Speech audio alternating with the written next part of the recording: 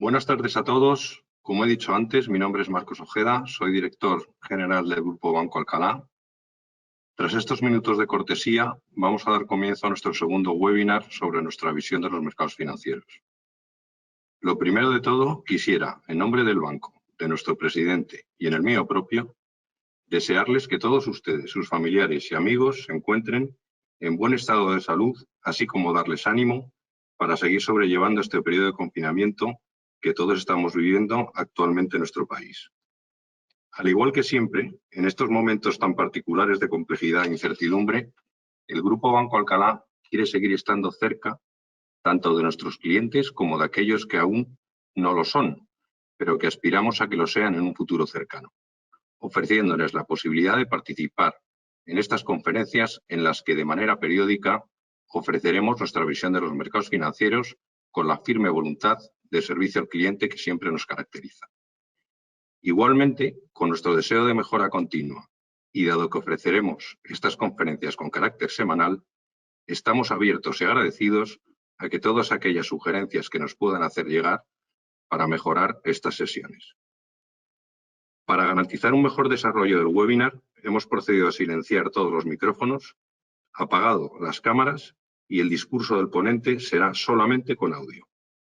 Existe igualmente la posibilidad de formular preguntas por el chat, las cuales un moderador las irá recogiendo de manera que al final de la ponencia se responderán a todas las que se hayan formulado. Por último, para no extenderme más, quisiera presentarles a don Luis Buceta, director de inversiones del grupo, quien nos hablará sobre la situación actual de los mercados y nuestra visión sobre los mismos. Muchas gracias a todos y cedo la palabra a Luis Buceta.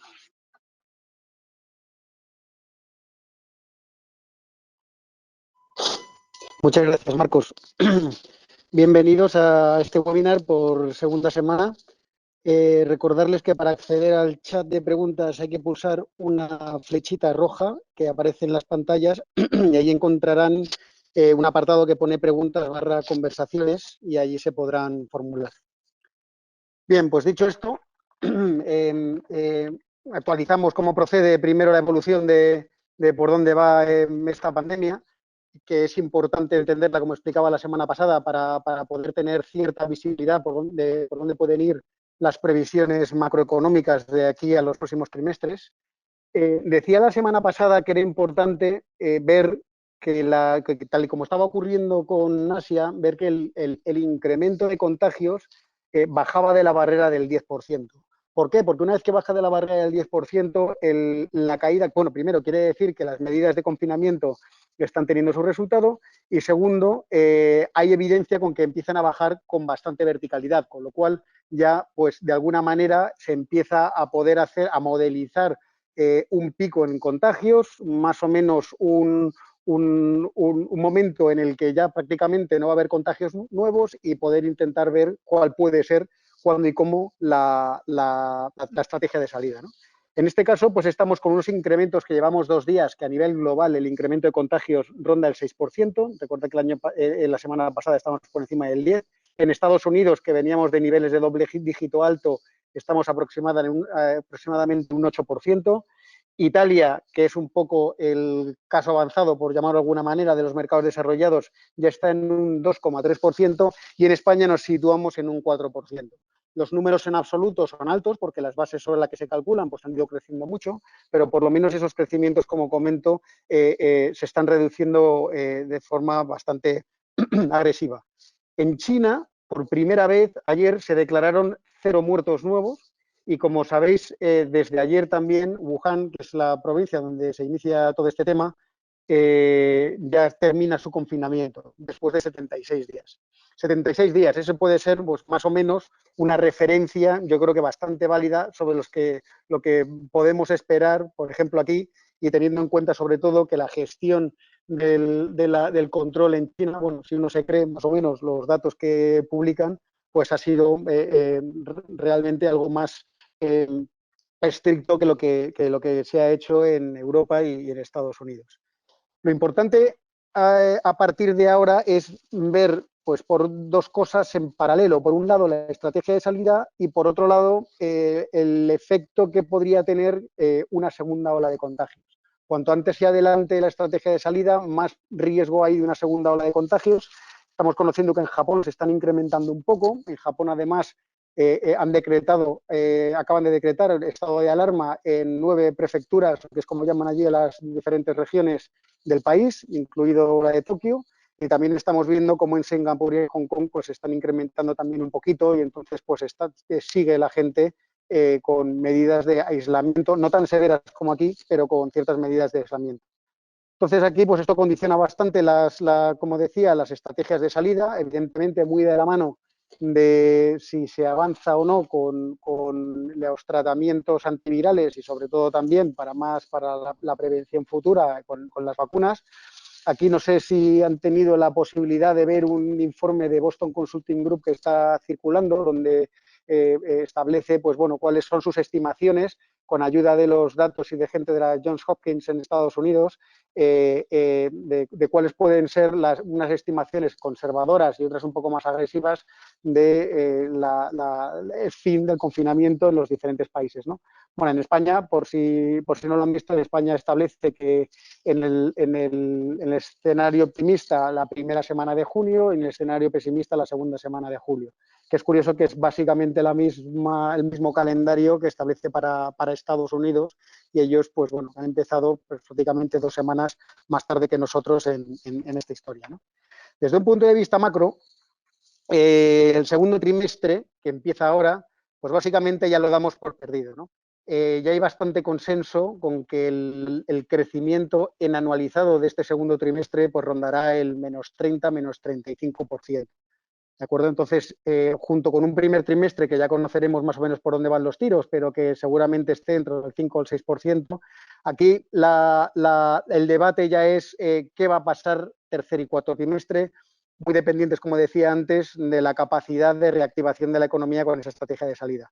Claro, el tercer trimestre, ¿qué será? ¿Un +5 o será un +20? En cualquier caso, siendo un +20% y pensando que el cuarto trimestre sigue con un rebote importante de por ejemplo, un +12, un +14%, como parten de una base más baja, esos crecimientos fuertes, pues nos encontraríamos con que para final de año, en el conjunto del 2020, tal y como comentaba la semana pasada, pues los principales economistas de los bancos de inversión pues están estimando crecimientos de cerca del -5% para economías como la americana o de entre el -8 y el 10% para economías como la europea. Esta semana lo que está teniendo bastante notoriedad pues, ha sido la reunión que hubo ayer de los ministros de Finanzas del Eurogrupo, donde había una propuesta encima de la mesa de unos 500.000 millones de participación conjunta de la zona euro para la ayuda a todos los países afectados. Aquí, pues bueno, más o menos se establecen 3 áreas de ayuda.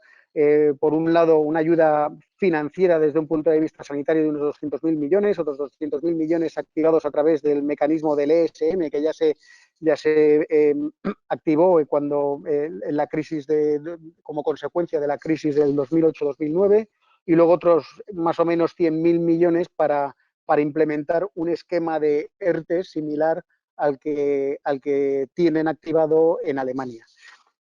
Aquí, pues bueno, no se están poniendo de acuerdo, sobre todo los países más reacios a que se implemente de esta manera son Alemania y Holanda. Sobre todo la parte del SM yo creo que es la fundamental porque aquí directamente eliminaría el riesgo de la prima de riesgo que tendrían cada vez más importancia los países periféricos dentro de las emisiones que van a tener durante estos 2 próximos años debido a los déficits fiscales en los que vayan a entrar. De momento está el Banco Central Europeo actuando con mucha contundencia, con una red de seguridad bastante importante, pero no es suficiente. Es necesario que se avance en este mecanismo en el que se tendería a una mutualización de la deuda. Y aquí, pues bueno, se está hablando del eurobono o coronabono. Paralelamente, en Francia, los franceses han iniciado también una propuesta para crear un fondo de recuperación emitido con este coronabono o eurobono de en torno a un 3% del PIB de la zona euro por un periodo de aproximadamente 10 años. Esto también sería importante porque daría un colchón fiscal prácticamente a todos los países y sobre todo los más endeudados, sin necesidad de que, bueno, pues sus finanzas públicas pues sufran en exceso, ¿no? El problema que está habiendo con la discusión del coronabono o del eurobono es un poco cómo ejecutarlo, ¿no? Porque básicamente se establecen dos alternativas. Una de ellas podría ser una emisión conjunta de un mismo título de deuda, donde cada país asume la gestión de su tramo, ¿no? Pero hace frente solidariamente al resto. Y esto es lo que precisamente genera más discusiones. O sea, en este modelo realmente lo que hace es impedir que los parlamentos nacionales supervisen el tramo de emisión conjunta ejecutado por terceros países. Es decir, imaginaros que, por ejemplo, Finlandia, que representa un poco menos del 2% del PIB de la eurozona, pues asumiría entonces la deuda contingente del 98% restante, ¿no? Y esto, pues bueno, pues es lo que realmente es muy difícil de justificar desde el punto de vista interno, sobre todo para países como he comentado antes, Alemania y Holanda. Otra opción pasaría por la emisión de deuda comunitaria por parte de la Comisión, que estaría controlada por el Parlamento Europeo y el Consejo. En este caso, los eurobonos tienen todas las credenciales del propio Parlamento, estarían en circulación por el mecanismo europeo de estabilidad financiera, y entonces aquí la financiación obtenida se ofrecería a crédito a los diferentes estados a unos tipos pues, muy ventajosos, ¿no? Entonces, aquí es la Comisión quien gestiona los recursos obtenidos y amplificando un poco la capacidad de inversión dentro de un marco financiero plurianual, como he comentado antes, de los 10 años, etcétera. Aquí la verdad es que, bueno, pues sería más llevadero, pero también entraría en juego, pues, si se implementaría, pues, una vigilancia tipo troika, como se implementó con los rescates de los países periféricos durante el periodo del 2010 al 2012.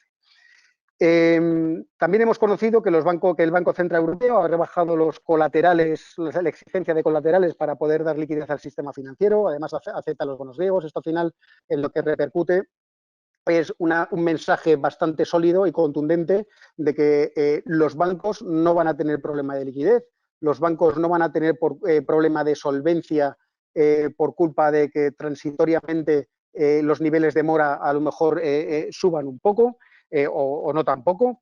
Y sobre todo, pues aquí ganando algo de tiempo para que el Eurogrupo o los países de la zona euro pues terminen poniéndose de acuerdo.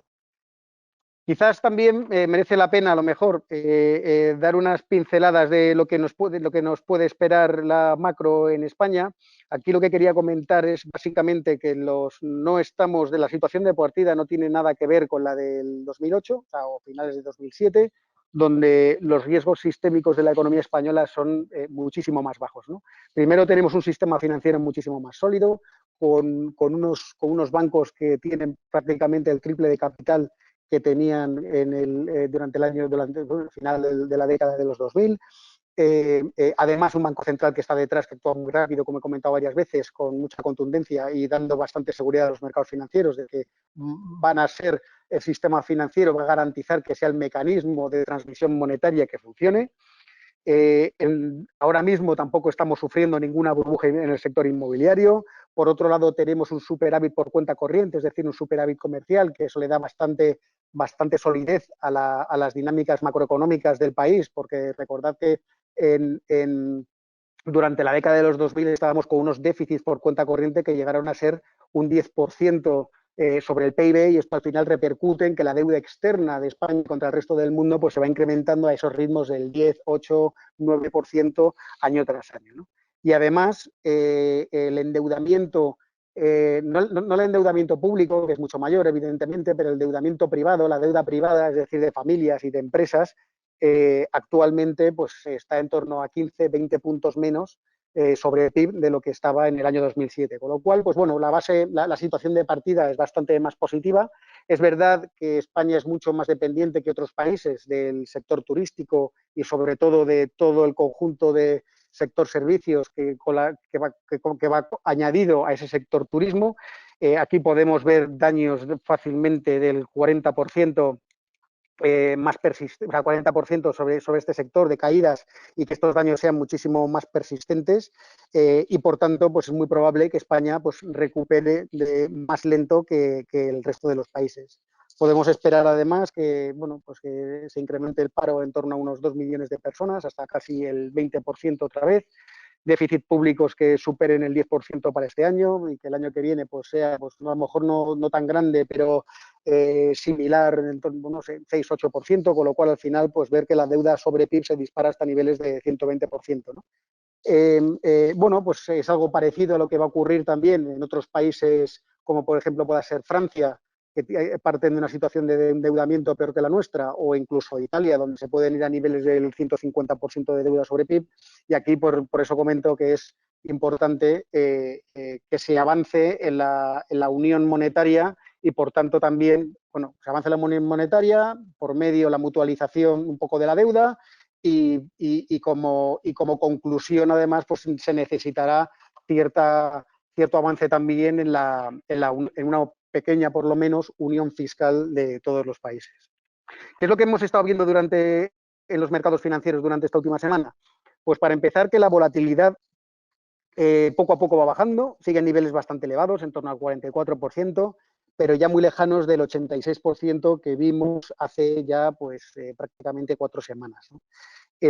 Aquí sí creo que hemos visto el pico en la volatilidad. Aquí es muy difícil que volvamos a llegar a los niveles que hemos visto hace 4 semanas, principalmente porque quienes motivaron este incremento de volatilidad, como fueron esos fondos que tienen, bueno, con una presión vendedora de cientos de miles de millones de dólares, de estos de trading sistemático, CTAs, hedge funds, con exposiciones apalancadas muy dependientes de la volatilidad y que en el momento en el que se incrementan están obligados a deshacer posiciones y entonces pues bueno, venden y que al final pues es una pescadilla que se muerde la cola, ¿no?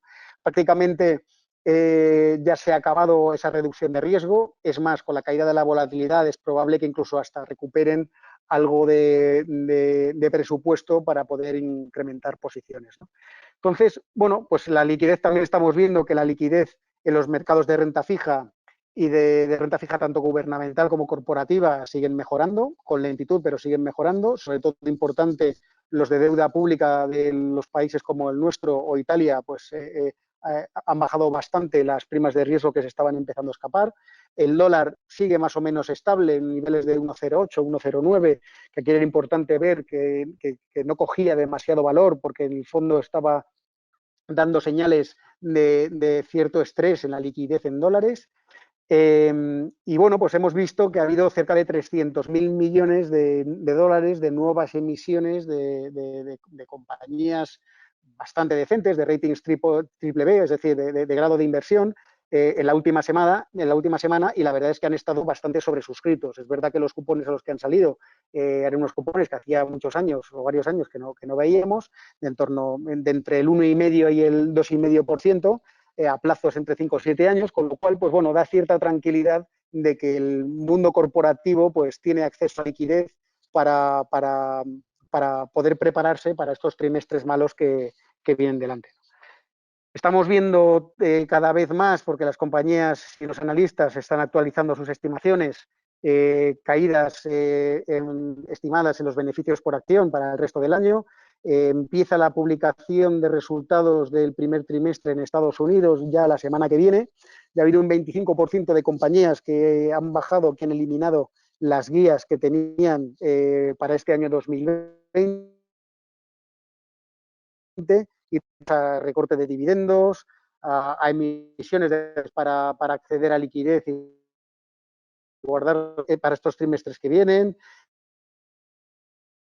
y eliminando pues las recompras de acciones que seguramente se reduce. Es un tema importante el de las recompras de acciones porque, sobre todo en Estados Unidos, representaba un volumen importante de flujos hacia la renta variable americana, ¿no? Las recompras de acciones, para que se hagan una idea, representaron un incremento del beneficio por acción, solo por el hecho de recomprarlas y amortizar esas acciones, un incremento del beneficio por acción de en torno al 2%. y eso pues básicamente se va a eliminar. Es verdad que para los números que estamos manejando, pues un 2% tampoco es demasiado, pero sí es importante desde un punto de vista técnico, pues un flujo de entrada que no va a haber, ¿no? Y por otro lado, también es lo que hemos estado viendo, que desde el lado de flujos, los flujos minoristas salieron con fuerza hace 3 semanas, pero no tanto como para pensar que el estrés se ha acabado, ¿no? Desde un punto de vista de salidas y de ventas indiscriminadas. Entonces, bueno, pues estamos pensando que puede haber unas caídas de en torno a un 25 o un 30% los beneficios por acción de este año, y que los múltiplos con los rebotes que hemos visto en la renta variable en estos últimos días, pues básicamente se han ido a cerca de 14 veces beneficios. ¿Qué necesitaríamos ver para que el mercado recupere o siga recuperando con consistencia? ¿Y por qué pensamos que no es descartable que tengamos a partir de ahora, después de la verticalidad con la que ha recuperado en los últimos 10 días, pues un periodo a lo mejor de un mercado un poco más volátil y más errático y probablemente con ciertas caídas? Primero, lo más importante, comentaba antes que vemos que una segunda ola de contagios pues se queda contenida, ¿no? Y sobre todo pues que se avance un poco en soluciones médicas. Aquí no he comentado hasta ahora nada, porque realmente esta semana he visto muy poco avance desde un punto de vista médico. Simplemente, avance me refiero a novedades, porque de momento seguimos con los calendarios previstos. Estos calendarios más o menos indican que las primeras vacunas que se puedan utilizar desde un punto de vista masivo se esperan para primavera del año que viene. Es probable que se puedan empezar a administrar en otoño de este año para el personal sanitario, pero ya digo que a producción a gran escala y sobre todo empezando por aquellos colectivos de la población un poco más vulnerables, pues para primavera del año que viene.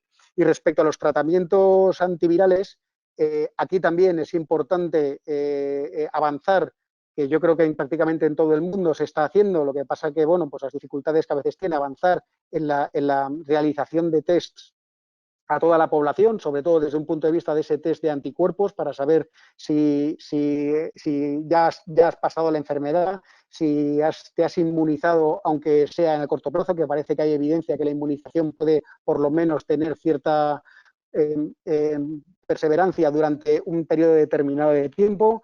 Y aquí, pues bueno, también esto influiría bastante en esa estrategia de salida, donde las personas que ya hayan sobrevivido al virus pues puedan ya directamente empezar a trabajar. También los colectivos más jóvenes, donde se estima que para menores de 30 años el índice de mortalidad está pues es inferior al 0,05%, y sobre todo de los que pasan directamente a la UCI con problemas pulmonares severos es de en torno al menos del 0,1%, ¿no? Con lo cual, pues estas personas que además pues a lo mejor no vivan con sus padres, pues también serían las serias candidatas a poder empezar con esa estrategia de salida. Bueno, pues decía que no haya una segunda ola.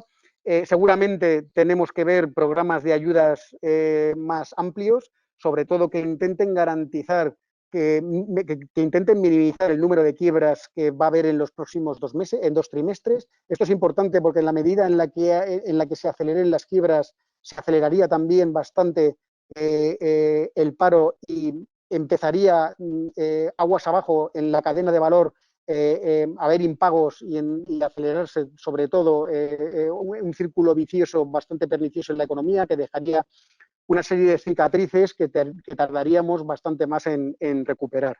Por otro lado, como comentaba también, a lo mejor una capitulación del inversor minorista, donde pues ya haya ventas más masivas o incluso múltiplos más cercanos a una recesión severa como aproximadamente hemos visto en otras crisis grandes pasadas, que están cercanos a 10 veces beneficios comparado con los 14 veces beneficios que estamos viendo ahora.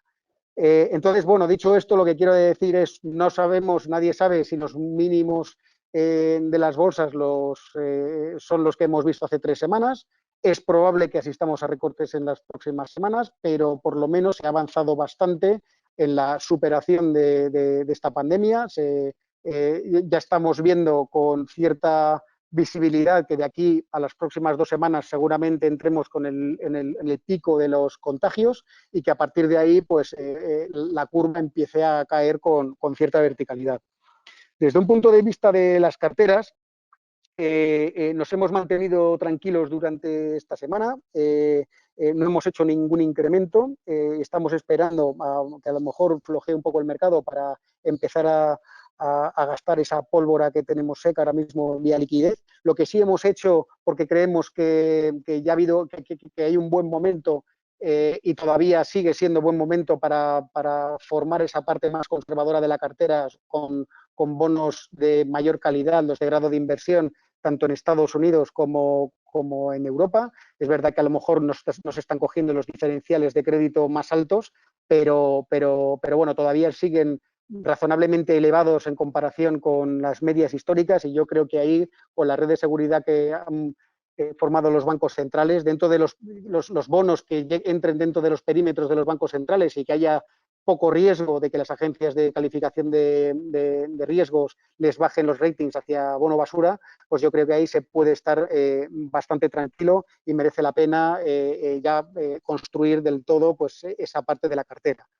Tampoco es descartable que el oro siga haciéndolo bien, ha recuperado los niveles, casi los niveles máximos del año. Acordaros que cayó cerca de un 8% por culpa de esa liquidación de posiciones a principio de la crisis, ha recuperado un poco su estatus de activo refugio, y es probable que con esas emisiones de deuda y a impresión de dinero por parte de los bancos centrales, pues sea un activo que tenga un comportamiento razonablemente positivo. Y luego ya tocará en el futuro, ya para largo plazo, pues ver qué temáticas de inversión o dinámicas macroeconómicas se pueden empezar a analizar, pues tipo, bueno, si se van a generar presiones inflacionistas fuertes o no, o si va a haber mayor intervención por parte de los estados como consecuencia de los incrementos de los déficits públicos, o si se va a ir tendiendo a una menor globalización prácticamente en todo el mundo, que al final esto repercute directamente en los márgenes empresariales y con qué rapidez.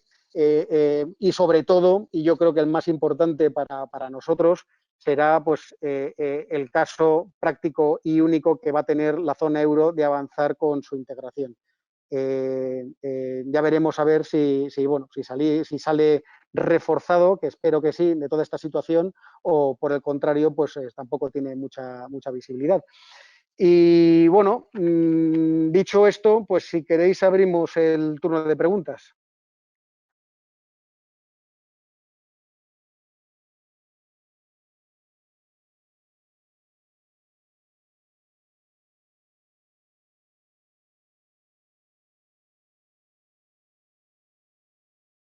Luis, hola, disculpa, debía conectarse Rocío, pero ahora mismo estamos teniendo algunos problemas técnicos, así que voy a tratar de hacerte yo las preguntas que han ido llegando al chat. Muchas gracias a todos por las preguntas.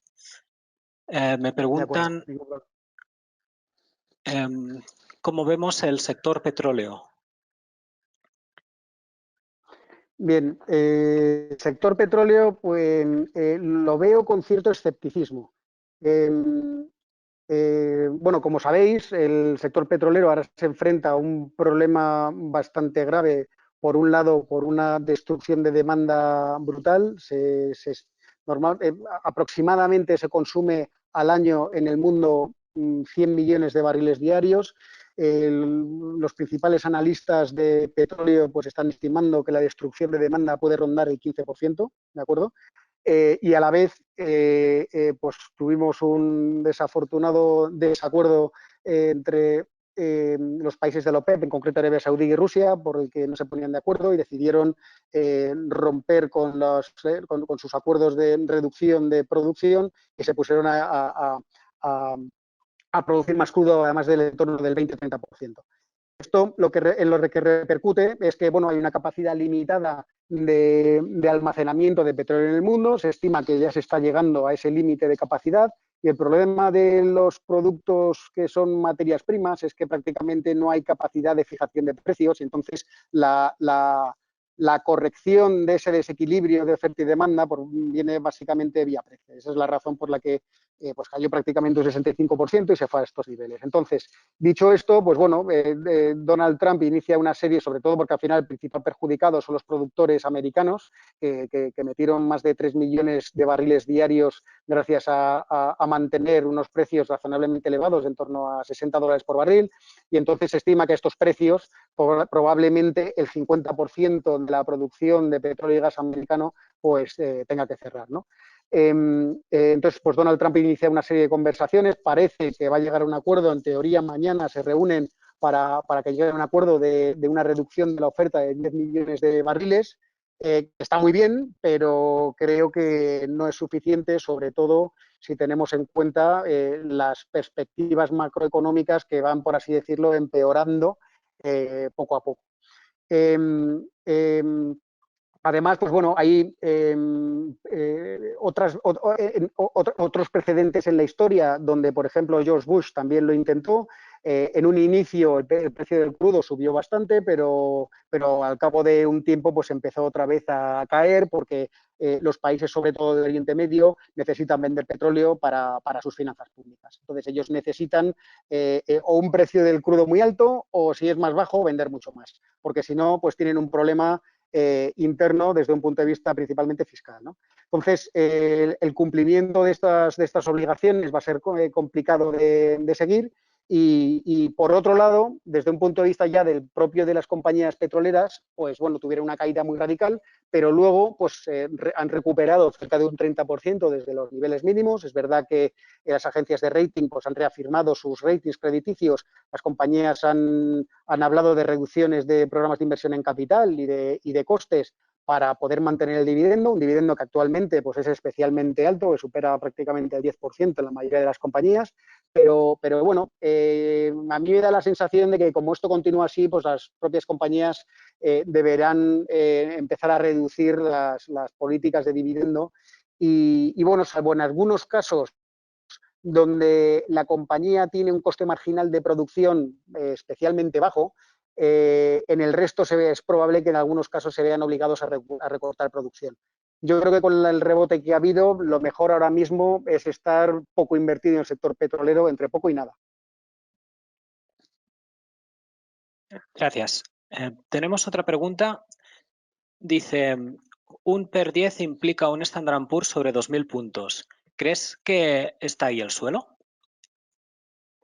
Pues la verdad es que sí. Creo que ahí puede estar el suelo. Si el Standard & Poor's llega a 2.000 puntos, yo creo que es el momento. A ver, que también se puede ir a 1.900, 1.800, eso no lo sabe nadie, pero ya 2.000 puntos representaría una oportunidad de compra histórica. Y ahí ya yo creo que básicamente sería el momento de poner todo el presupuesto de riesgo que se tenga para renta variable a trabajar y, sobre todo, también, evidentemente, en esos niveles en bolsa americana. Muy bien. También nos preguntan, en España, ¿qué sectores saldrán más perjudicados por esta crisis y si habría algún sector económico beneficiado por la misma? ¿Hay riesgo de rescate en España e Italia? Bueno, empezando por el rescate, yo creo que la medida en la que se avance con el tema de la amortización de la deuda, el eurobono, todos estos programas que estamos viendo fiscales y monetarios, pues yo creo que no hace falta ya el tema del rescate, entre otras cosas porque el sector financiero, entre comillas, todavía no lo necesita, ni lo va a necesitar, espero. Se tiene que empeorar muchísimo la situación para que el sector financiero realmente lo pase como lo pasó durante el 2008 al 2012, básicamente, ¿no? Con lo cual yo ese escenario de momento lo descartaría. Respecto a los sectores en España, pues evidentemente los que peor, pues aerolíneas, hoteles, son los que más van a sufrir, son los que más lento van a recuperar, o el sector hostelería y todas las compañías que estén muy relacionados con este mundillo, ¿no? Independientemente de esto, que es lo más evidente, aquí es importante también, además, analizar el balance de las compañías, ¿no? Porque, por ejemplo, un Meliá que tiene deuda en el balance, es verdad que tiene muchos activos inmobiliarios que puede utilizar tanto como colateral como ha hecho también para obtener liquidez, líneas de liquidez con bancos que se ha anunciado esta mañana por importe de 340 millones de euros. Bueno, pues esas compañías que tengan un poco más de deuda si la situación se alarga un poco más de la cuenta, porque, por ejemplo, lo que se está viendo en China es que es verdad que prácticamente todo el mundo ya está volviendo a su puesto de trabajo, que la parte industrial está normalizando con cierta rapidez, pero que la parte consumo pues todavía está básicamente al 50%. O sea, la gente sigue en sus casas, la gente sale poco a comprar, la gente sale poco a los restaurantes. De hecho, las medidas que hay de protocolos de sanidad de los propios restaurantes o los que habrá en los colegios también y todo, pues al final separan las mesas muchísimo más, con lo cual aunque llenen el restaurante están vendiendo la mitad de lo que vendían antes. Entonces eso ocurrirá y entonces es muy probable que necesitamos irnos hacia un 2022 para que estos sectores pues prácticamente recuperen la normalidad que veíamos hasta ahora.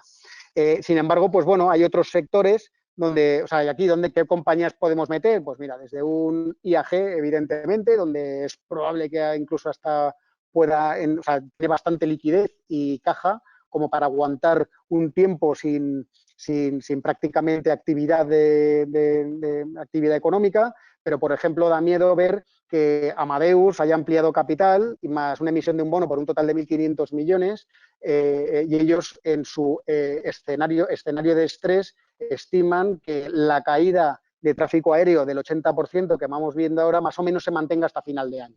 Entonces, si esto es así, ya son previsiones, a ver, es un escenario de estrés, no quiere decir que ocurra, pero al que le están dando una probabilidad. Entonces, si eso ocurre, pues son estimaciones más bajas de las que está dando IATA sobre el tema y claro, pues entonces a lo mejor compañías como IAG pues sufrirán especialmente más, incluso la propia Amadeus, ¿no? Que es un negocio fantástico.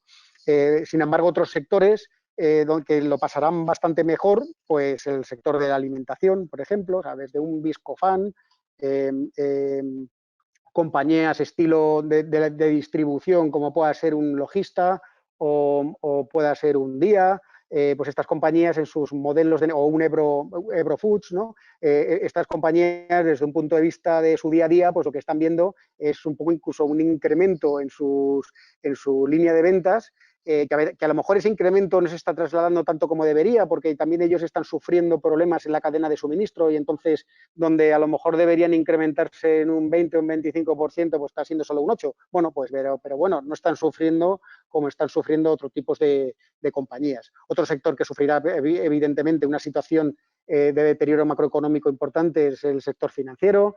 Y un sector a lo mejor dos sectores más resistentes, uno de ellos con más deuda de la que debería es el sector de las telecomunicaciones, pero que en este entorno pues no debería sufrir demasiado sus cuentas de resultados. En el caso de Telefónica a lo mejor más por el tema de la depreciación de las divisas de los países emergentes y el otro, por ejemplo, es el sector de las eléctricas, donde dependiendo del tipo de negocio, y aquí incluyo también a Enagas, aunque no sea eléctrica, dependiendo del modelo de negocio, pues hay compañías que son menos dependientes a la bajada que pueda haber de demanda de electricidad y precio, ¿no? Hay compañías donde con una parte de negocio regulado alto, pues un Red Eléctrica, un Enagas, pues prácticamente su cuenta de resultados no debería sufrir prácticamente nada dentro de esta crisis. Muy bien, muchas gracias, Luis. Me preguntan, no soy cliente de ustedes, ¿puedo contactar con alguien de ustedes para que analicen mi patrimonio? Bueno, pues por supuesto. Hay a través de la dirección de email con el que se pueden hacer las consultas, que es info@bancoalcalá.com, pues ahí se puede contactar con nosotros y entonces un banquero privado pues se pondrá en contacto con la persona que sea para iniciar un poco el análisis del patrimonio que tiene.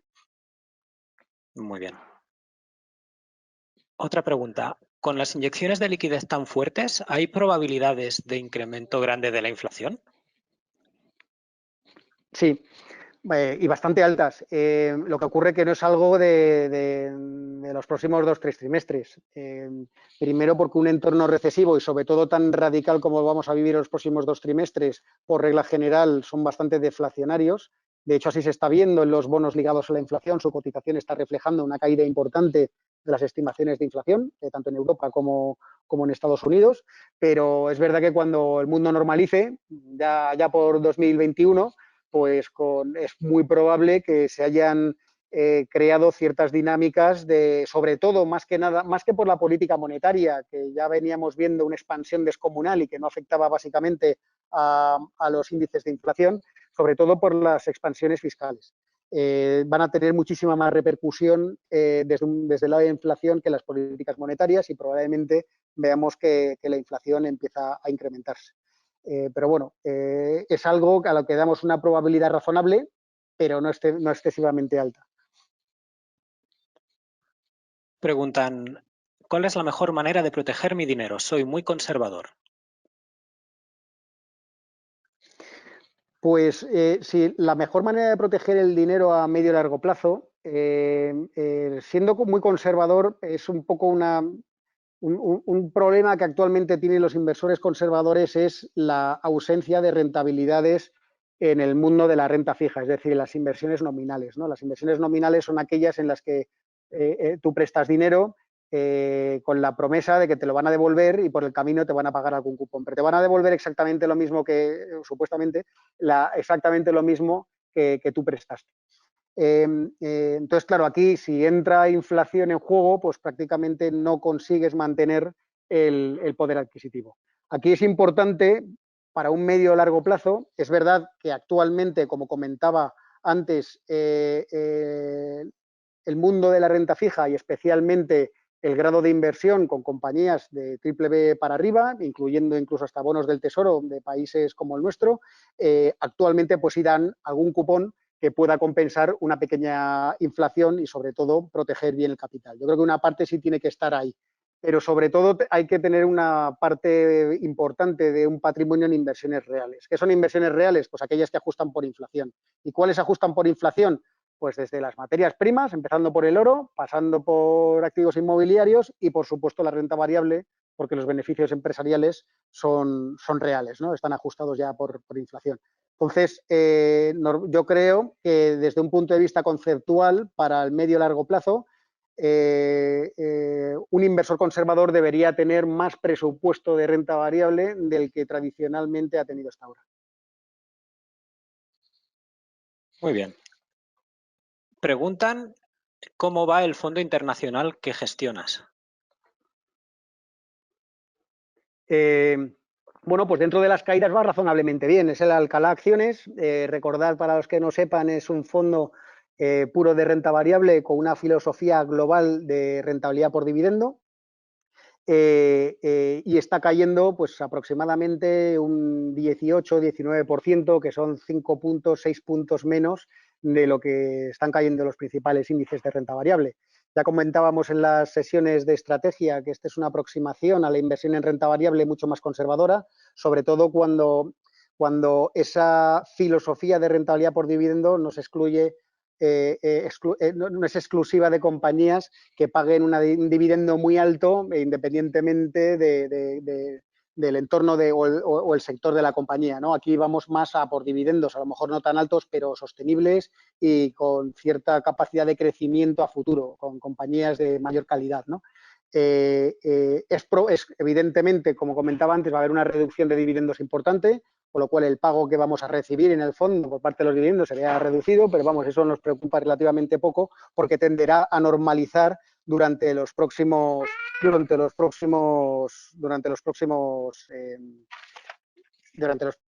años. Muy bien. Tengo otra pregunta aquí. Voy a intentar transcribirla lo mejor que pueda, ¿vale? Si mi cuñado el pobre quiere mutualizar su deuda conmigo, no me va a parecer bien. ¿Por qué razón los países del norte van a querer mutualizar su deuda con países que no son capaces de controlar su déficit? ¿No es previsible una subida de la prima de riesgo en los países del sur? ¿No es previsible una subida de impuestos muy agresiva? ¿No deberían evitarse inversiones en compañías de los países del sur?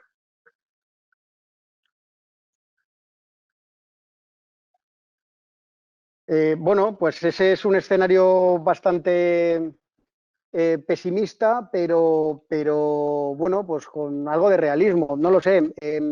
Yo creo que ese riesgo evidentemente hay que tenerlo en cuenta, y ese riesgo hay que tenerlo en cuenta sobre todo en comparación con las valoraciones de los activos que suponen estos países, ¿no? Si uno de repente ve que, por ejemplo, un banco español está cotizando con un descuento de un 40% sobre un banco francés, más o menos con unas métricas de riesgo similares, esto ocurría en 2012. Compañías eléctricas estilo Iberdrola, Telefónica, pues estaban cotizando con múltiplos más bajos que sus comparables franceses o alemanes, incluso cuando a lo mejor la calidad del negocio de Iberdrola, de Telefónica, era superior al de estas compañías francesas o que es lo que se llama lo que llamaban los ingleses la balcanización de la zona euro, ¿no? Ya ocurría y se establecieron los mecanismos para que dejara de ocurrir, y la verdad es que con bastante éxito. Bueno, pues que pueda volver a ocurrir, bueno, pues aquí es luchar contra la voluntad política de los gobiernos de que esto siga para adelante, y yo creo que llevar la contraria también tiene su riesgo. Entonces, como digo, ese riesgo habrá que tenerlo presente, sobre todo dependiendo de cómo evolucionan las cosas durante las próximas semanas, pero, insisto, desde un punto de vista de inversión, ponerlo en contexto con las valoraciones, porque al final, si te están pagando, si tú por una misma compañía, en vez de pagar no sé, me lo invento, 15 veces beneficios por una compañía francesa, resulta que en España, misma calidad, mismo negocio, 70% de las ventas le vienen de fuera de España y estás pagando 9 veces beneficios, pues la verdad es que el riesgo lo compensa. Muy bien. Preguntan si la crisis sanitaria afectará más a las pequeñas empresas o a las grandes. Totalmente a las pequeñas. O sea, aquí no solo a las pequeñas porque tienen menos acceso de financiación en mercado, las empresas pequeñas por regla general tienen algo más de niveles de deuda y sobre todo son mucho más dependientes de deuda bancaria y menos de los mercados financieros, con lo cual, pues bueno, hay veces que los bancos, esto ha ocurrido bastante en España, que con la reducción de competencia o la reducción de número de bancos disponibles, pues el riesgo por compañía se ha ido reduciendo, con lo cual hay por eso han salido como setas los fondos de préstamos, etcétera, porque se ha encontrado un mercado en el que dar financiación a empresas más pequeñas, donde los bancos pues les costaba más acudir, ¿no? Estas empresas son más vulnerables a las grandes crisis, no acceden a economías de escala, no tienen tanta capacidad de reducción de costes y entonces, pues bueno, tienen menos capacidad de adaptación que tiene una empresa grande. Dicho esto, pues hay empresas pequeñas y medianas fantásticas en España. Aquí también es importante, dentro de la crisis en la que estamos metidos, pues analizar el modelo de negocio en el sentido de que si los clientes de la empresa son empresas grandes, pues seguramente tengan una capacidad de aguante o la reducción de su negocio sea menor que si tu cliente básicamente es particulares y empresas pequeñas, donde con el incremento del paro que va a haber y con el incremento de quiebras que seguramente haya, tu negocio pues se verá perjudicado pues de forma más que proporcionalmente, ¿no? Muy bien.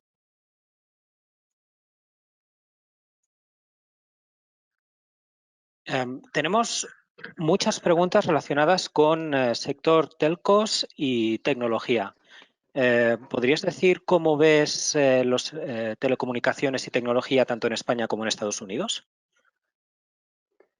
Pues mucho mejor tecnología que telecomunicaciones, la verdad, entre otras cosas, porque el sector de las telecomunicaciones, aparte de que tiene un poquito más de deuda de la que debería y le ha estado costando durante todos estos años reducirla, es un sector que es bastante intensivo en inversión en capital y luego le cuesta monetizar esas inversiones que va realizando en torno, pues, la media más o menos que tiene es de entre un 14 y un 17% de inversión en capital sobre ventas, ¿no?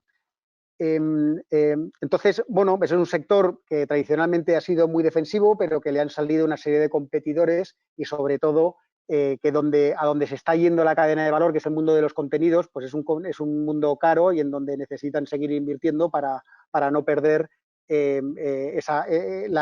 para intentar retener a ese cliente que tienen, ¿no?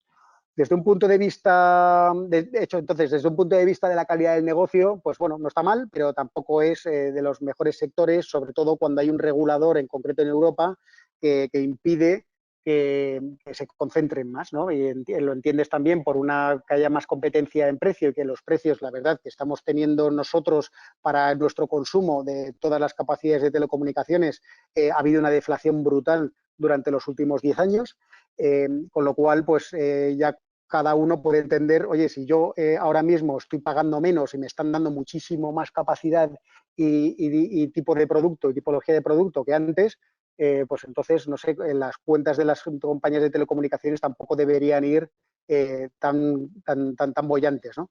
Sin embargo, esto no ocurre en tecnología. En tecnología, pues tecnología se puede subdividir de muchas maneras, ¿no? Pero en general en tecnología, pues sí podemos encontrar compañías que se han creado su cuasi monopolio o en muchos casos oligopolios adquiridos en la mayoría de los casos. Es decir, no vienen dados como en el caso de las telecomunicaciones, que era antes sector público y luego se privatiza, sino que aquí ha sido una compañía que, gracias a sus méritos, pues ha ido consolidando otras compañías o porque tiene una tecnología muy distinta y al final la propia escala hace que se encuentre con una ventaja competitiva que es difícil de replicar, pues hay una parte del espectro de la tecnología que no está cotizando caro, que tiene una solidez en los balances muy superior a la que ha tenido, y muchísimo más, la que ha tenido en el año 2000, 2002, cuando la burbuja.com, y donde además, pues bueno, poco a poco se ha ido instalando en nuestras vidas y ha generado unas barreras de entrada importantes. Aquí pues podemos ver compañías incluso hasta que prácticamente se pueden ver en algunos casos hasta incluso de consumo o industriales, pero con un componente tecnológico tan alto y sobre todo con una escala ya que la barrera de entrada que han construido hace prácticamente inaccesible el avance a otros competidores, ¿no? Aquí pues podemos tener casos como el caso de Apple, como el caso de Microsoft, como el caso de Google, como el caso de Avast, que es una compañía que se conoce poco, pero que es de antivirus y es la mayor compañía de antivirus del mundo, con muchísima diferencia con su siguiente competidor, o Broadcom de semiconductores en Estados Unidos, o Ericsson dentro de los fabricantes de hardware para el mundo de las telecomunicaciones. El principal destinatario de las inversiones de las compañías de telecomunicaciones son Ericsson, Nokia y Huawei, las tres principales compañías de este sector. Y en concreto, pues bueno, es un oligopolio, tienen unos balances súper sólidos y bueno, pues con los ciclos de inversión propios de las compañías de telecomunicaciones, pero ahora por delante con un ciclo de inversión bastante intenso en cuanto al 5G, ¿no?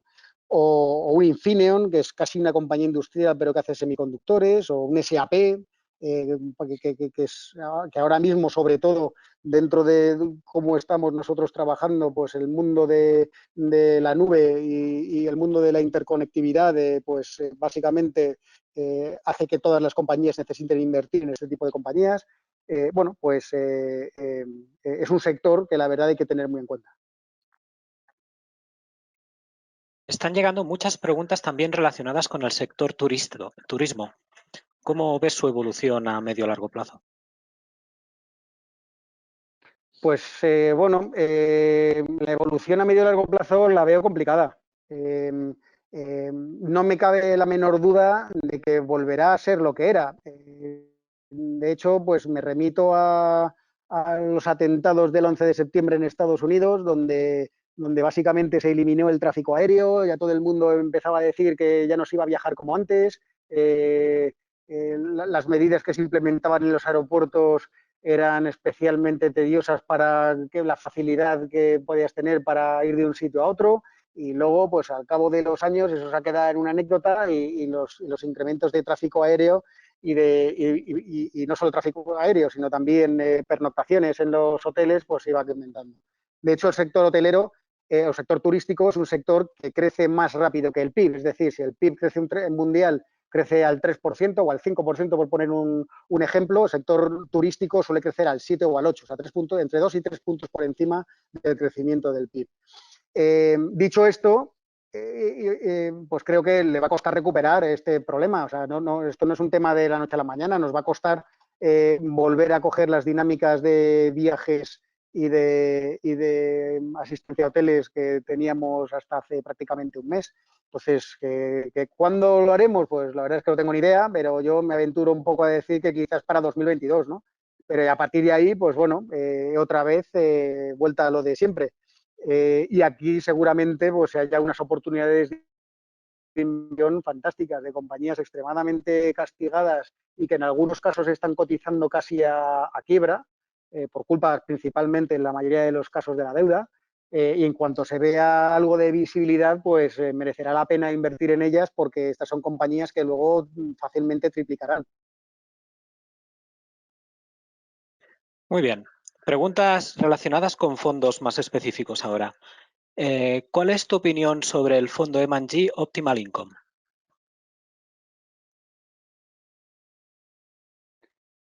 Bueno, yo creo que el Optimal Income es un buen fondo. Conozco al gestor que es Richard Woolnough, que tiene un historial de gestión, la verdad es que muy importante. Toma unas decisiones, o sea, es un fondo de convicción en el sentido que las decisiones que toma el gestor, es un fondo que para los que no lo conozcan es un fondo mixto conservador. Normalmente invierte poco en renta variable, entre un 5 y un 10%, pero sí toma apuestas agresivas más en el mundo del high yield, renta fija emergente, etcétera. Aunque, bueno, no sé si yo debería estar opinando sobre la gestión de otros, pero bueno, solo quiero decir que es una buena casa y es un buen gestor y creo que es un buen fondo. Pero que no tenemos en cartera actualmente. ¿Qué opinas de los fondos Direct Lending? O sea, hay que tener mucho cuidado con ellos. Ha habido bastante burbuja en cuanto a dinero levantado para invertir en este tipo de activo. No todo el mundo creo que realmente tiene la capacidad de inversión o de análisis en este tipo de activo, que se necesita una experiencia especial y sobre todo que tampoco creo que no todo el mundo que ha invertido en este tipo de fondos realmente entienda los riesgos que engloba ese tipo de inversión. Es una inversión que puede ser muy rentable, hay que ser súper selectivo y sobre todo que son también los primeros que pueden acusar los problemas que está habiendo ahora mismo con el universo de la renta fija. Por un lado, la liquidez y por otro lado, la solvencia de las compañías donde se invierte, que como se necesita esa inversión directa, pues son compañías de peor calidad, de menor acceso al mercado de capitales, más vulnerables al ciclo económico y donde seguramente el índice de quiebra sea superior, muy superior al de otro tipo de compañías que hacen cotizar su deuda en mercados financieros. Muy bien. Tengo una pregunta también. Soy inversor en Cobas, Azvalor y Bestinver. ¿Qué me recomienda? Me lo pone muy fácil, que se venga con nosotros. Bueno, quitando la broma, bueno, pues aquí todo depende. Son buenos gestores que les ha estado yendo muy mal. Yo aquí pues preferiría no dar una recomendación, salvo que, bueno, pues si se confía en salvo por la razón por la que se ha invertido con ellos. Si se ha invertido con ellos porque se confiaba en su estilo de inversión, es verdad que tienen un historial a muy largo plazo muy bueno, pues fenomenal. Si no se está convencido sobre qué tipo de inversiones realizan, por qué y la paciencia y el tipo de, entre comillas, estómago que hace falta para aguantarlas, pues entonces ahí es más complicado. Muy bien. Creo que vamos a cerrar ronda con una última pregunta, muy personal, que dice, si pudiera comprar solo una compañía, ¿cuál sería? Pues déjame por lo que pienso un poquito. ASML. Es una compañía holandesa de tecnología que lo que hace es fabricar las máquinas que fabrican los microchips. Es un monopolio a nivel mundial. Y como fabrican microchips, que básicamente es memoria, y básicamente la memoria va a hacer falta siempre, no solo que vaya a hacer falta siempre, sino que se va a incrementar las necesidades de más memoria a lo largo de las próximas décadas, seguramente, pues esta compañía prácticamente tiene el negocio garantizado. Es verdad que no está barata, pero si me dices, oye, elige una, pues yo creo que esa es la que yo creo que me garantizo que dentro de 15 años la compañía está vendiendo muchísimo más de lo que vende ahora y es más rentable de lo que es ahora.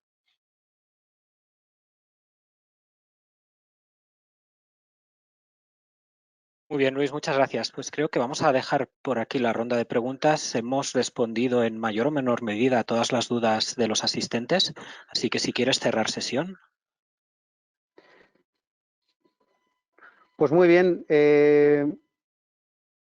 Pues nada, muchísimas gracias a todos por asistir a este webinar. Quedamos a su disposición para resolver cualquier duda que os pueda surgir que no os haya dado tiempo a contestar hoy en el email info@bancoalcalá.com. Y eso, esperamos que haya resultado interesante y les emplazamos a futuros webinars que iremos comunicando oportunamente. Como tenemos intención de hacerlos semanales, pues ya recibirán la invitación para la semana que viene. Muchas gracias por su interés y buenas tardes.